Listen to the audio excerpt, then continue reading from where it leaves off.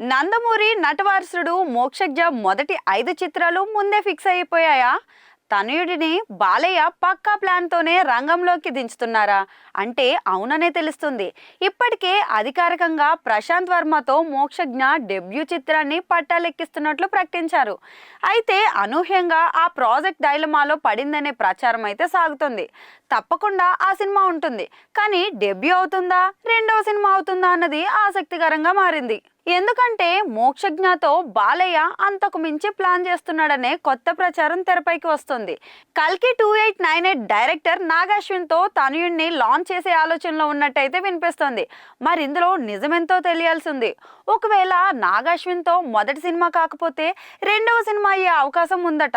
అలా ప్రశాంత్ వర్మ నాగాశ్విన్ మధ్య చిన్న గేమ్ అయితే నడుస్తోంది. ఈ 2 సినిమాల తర్వాత మరో యువ మేకర్ వెంకీ అట్లూరితో సినిమా చేసేలా ఒప్పందం చేసుకున్నట్లయితే వెలుగులోకి వస్తుంది. వెంకీ సక్సెస్ ట్రాక్ చూసి బాలయ్య ఇలా అతడిని కూడా తెరపైకి తెస్తున్నట్లయితే వినిపిస్తుంది. అలాగే ఆదిత్య 999 కి సీక్వెల్ ఉంటుందని కూడా చాలా కాలం క్రితం ప్రకటించారు. అందులో మోక్షజ్ఞ నటిస్తున్నాడని కూడా ప్రచారం సాగుతోంది. ఇక బాలయ్యలో కొత్త యాంగిల్ తట్టి లేపిన బోయపాటి శ్రీనుతో తనయుడికి ఒక ప్రాజెక్ట్ సెట్ చేసి పెట్టారు.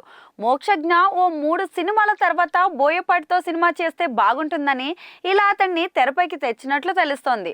మొత్తంగా మోక్షజ్ఞ కోసం బాలయ్య మొదటి 5 సినిమాలు ముందుగానే సిద్ధం చేసినట్లయితే తెలుస్తోంది. ఇక కొత్త ఏడాది 2025లో ఏదో ఒక సినిమాతో మోక్షజ్ఞ బొమ్మ థియేటర్లో పడడం అయితే ఖాయం.